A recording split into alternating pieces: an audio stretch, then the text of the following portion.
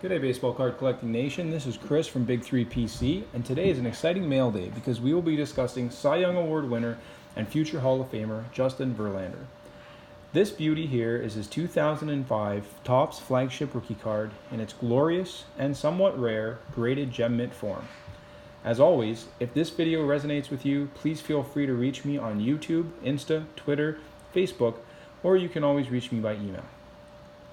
Now, if you happen to be following my videos in order, you might have noticed that I decided not to rip a Topps 2019 Update Hobby Box.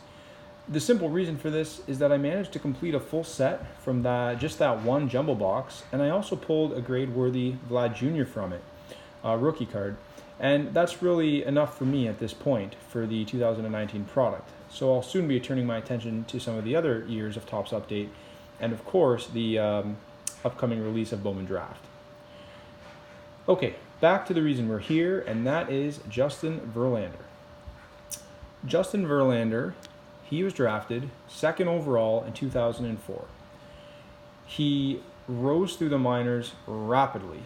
He actually made his MLB debut just the next season at the end of 2005. In his first full season, he won Rookie of the Year with a 17-9 record, 3.63 ERA, and a 1.33 WHIP.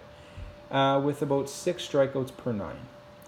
That same year, he helped lead the Tigers to the World Series, which they, of course, lost to the St. Louis Cardinals. Now, his first 3 full seasons, they were solid, but he had some control issues reflected by his WHIP, which were in the 1.3 range, and his strikeouts per 9, which was only in the 6 to kind of 8-ish range, and these kinds of things kind of maybe suggested that he might not develop into a true ace. Well, from 2009 to 2012, he made a massive leap, posting an elite WHIP ranging from .92 to 1.17, as well as an elite strikeouts per 9 rate averaging 8.8 to 10.1. During this time, he established himself as a bona fide ace and went on to win not only the Cy Young, but also the MVP of the American League in 2011. He had a couple of down years following that stretch in 2013 and 2014, where his WHIP and strikeouts per 9 regressed back to where his earlier year numbers were, but then he quickly turned that around again by changing his pitching style a bit, and he's been basically beasting Major League batters ever since, with a World Series title in 2017 and a fresh new Cy Young in 2019 to show for it. So this is a very accomplished pitcher.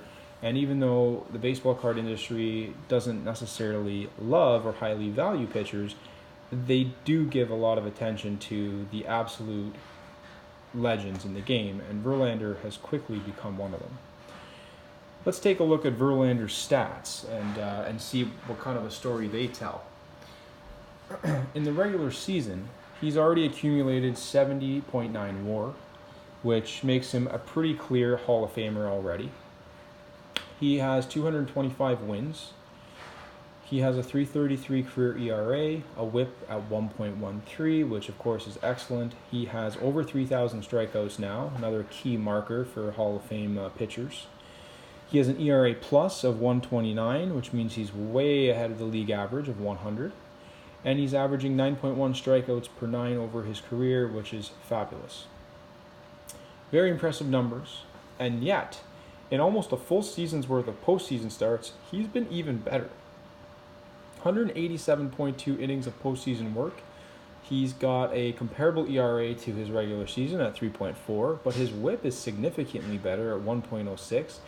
His strikeouts per 9 is also significantly better at 9.8. JV is, without question, a guy who I think is a first ballot Hall of Famer 5 years after he retires. His regular season stats, his postseason successes, the Cy Youngs, the MVP, not too many pitchers winning that. I mean, it's basically him and Kershaw in recent history that I can think of. So with this kind of career trajectory and the fact that he only has a couple years probably of playing left, I think collecting him now is a pretty big priority. So let's get to his cards. As is the case with most players, Justin Verlander's Topps flagship rookie card is the base rookie card to collect, and that's what we have here. This is what we bought. This is his Topps Series 2 from 2005 rookie card. I love it. It's got the gold lettering for draft pick, the gold lettering for Topps. It's a good picture of him. This card is obviously nicely centered. It's a beautiful card. For him, he also, of course, has many other base rookie cards, at least 40 rookie cards all told, including multiple autos from 2005. But this one from the tail end of Series 2 Topps has always carried a premium with it among collectors just because of the name brand value. Now, also part of the popularity has to do with the fact that this is actually a fairly rare card with just 648 PSA 10 copies. And the scarcity of this card compares quite favorably to the gem mint numbers for the flagship rookie cards of some other future Hall of Famers and even current Hall of Famers. So we've reviewed a few now. I mean, we looked at Miguel Cabrera, whose probably best rookie card had over 1,000 copies. Well, actually, it had about 600 PSA 10 copies with another 600 BGS 9.5s. So comparable there.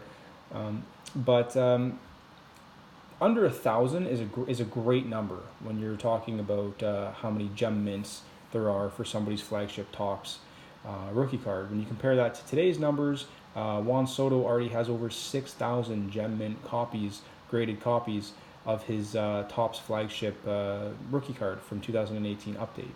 We've referenced it before in these videos. Mike Trout's Topps update rookie from 2011 already has around 5,000 gem mint copies.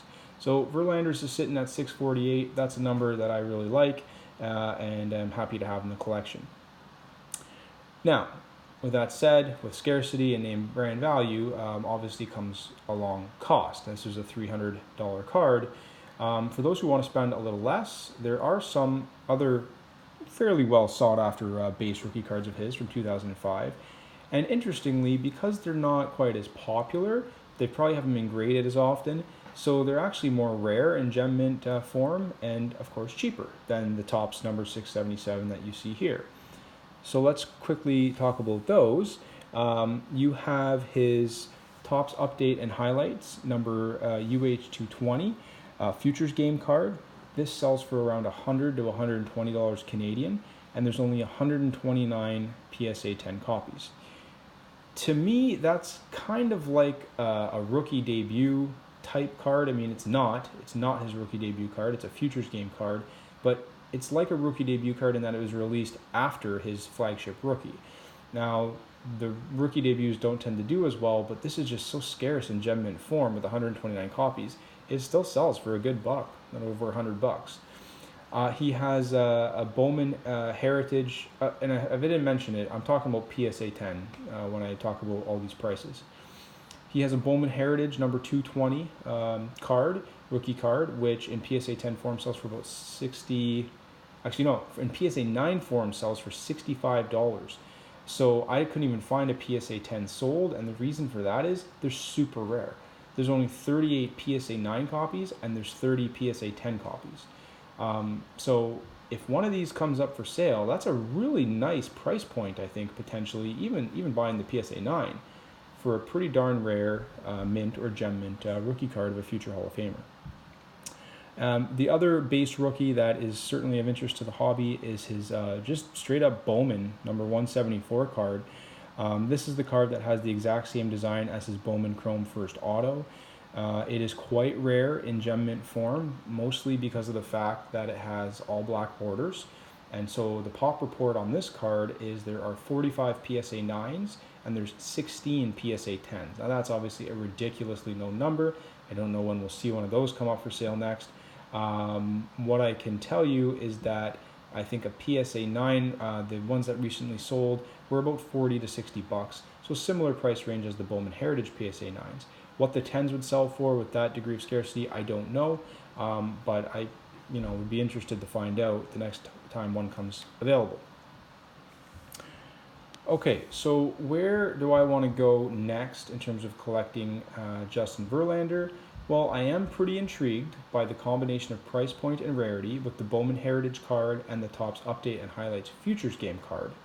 I could see myself adding those to my collection over time, potentially, if the price is right. But as of right now, as always with me, my top priority is to snipe one of his early autographs now that I have his flagship, probably his best flagship rookie. Sorry, his best base rookie. Now, typically when we think about a player's first auto, obviously we're thinking about Bowman. But because Justin was such a fast riser throughout the minors, Verlander's Bowman Chrome first auto was actually released the same year as his rookie cards in 2005, which, as you might remember, was just like Josh Donaldson. Josh Donaldson's was released later, I think, for different reasons. But as a result of this, his Bowman Chrome first auto is not his first auto, not even close, actually. He has several prospect cards dating back to 2003, including this one pictured, which is his Team USA card and that has a sticker auto on it. Now there's various serial numbers on these cards. There's a 750, a 250, a 150, at least I know about those three. And they're very rare in gem mint form, with only 8 PSA 10s that I could find total on the pop report. I think there was only 9 PSA 9s as well. So this is just not a card that's been graded a whole lot. Or it's just a tough grade, although looking at it, it doesn't look like a particularly tough grade, so people just haven't graded it. Now, the 750 ungraded version of this card can be bought for around $70, which represents a pretty nice price point for collectors, in my opinion, who are looking for his true first auto on a card. Now, it's a sticker auto, it's not Bowman, so this is not necessarily a premium product, but it is technically his first auto on a card as far as I can tell. So this is an interesting card to consider. Now, in 2005, the year of his Bowman Chrome first auto, and of course his rookie cards, there's at least 4 other autographed cards of his. He has a few nice looking serial numbered upper deck cards to choose from on the left. Additionally, he has a Bowman Best and a Topps Chrome auto also available. These are nice cards, but despite all of these other options and the fact that these cards are considerably cheaper, his Bowman Chrome first auto really is his signature card simply because of the brand value it brings. For me, this is the card I want to target next as a top priority. And in time, I think that once I have his most sought after early auto and flagship rookie, then maybe I'll take a closer look at his 2003 Upper Deck true first auto, and maybe the other rookie cards I talked about above. But really, if you're going to put together an elite Justin Verlander collection or any star player collection, you pretty much have to get his Bowman Chrome first auto in some capacity. So, it is, as always, with Bowman Chrome first autos, a pricey investment. Listed here are the parallels available along with the pop report data and recent graded sales. So you can see that the base auto, which is what's pictured, a BGS 9.5 sells for anywhere from $540 to $675 Canadian, and a PSA 10 sells for about $880 Canadian. These are all recent sales. Those are big price points, but they have to do with scarcity. There's only 115 of the Gem Mint BGS graded cards, and there's only 54 of the Gem Mint PSA graded cards. Now he's got a refractor as well, which again, rare, 47 BGS 9s, 14 PSA 10s. I could not find any graded sales in that range recently. His X-Fractor, which I think is the 225, has only 20 BGS 9.5s and only 7 PSA 10s. I did find recent sales for these, and they're pretty eye-popping. His BGS 9.5, which I don't think was a true gem, sold for $14.50 Canadian, and his PSA 10 sold for $2,100. But I mean, there's only 7 of those cards in gem mint form. So, I mean, this is what happens. Scarcity equals pricey card. He's got a beautiful blue refractor, which has 28 BGS 9.5 and 13 PSA 10 copies. I couldn't find any solds for that one, or for the gold, or for the reds, which are also comparably very, very rare. The red, of course, is just, there's only 5 of them total, so 2 of those have been graded to gem mint form. And I've left out the superfractor because I just don't play in that stratosphere of card collecting. So, for me to get in the game and acquire a gem mint Justin Verlander Bowman Chrome first auto, I'll I'll be looking pretty much at a gem mint base auto in the price range of $500 to $900. This will be a big investment for me, and since these cards don't come up for sale super often because of scarcity, it will take time for me to add this card to my collection. As mentioned above though, with JV being a certain Hall of Famer who seemingly has at least a few more seasons ahead of him to pad those amazing career stats, demand and even more love may come from his collectors. That could lead to even higher prices, and so I think that makes prioritizing his cards right now smart, especially given that it's the off season and prices seem to dip a bit. Okay, I hope that you enjoyed today's mail day and review of Justin Verlander's earliest baseball cards, and I hope you enjoyed getting a quick peek at his, as far as I'm concerned, best rookie card. Join me for my next video as I get right back on the Topps update train and rip into 3 2018 blasters on the hunt for Soto, Torres, and Acuna rookie cards and hopefully a parallel. As always, thank you for watching and allowing me to help you build a PC for your big three.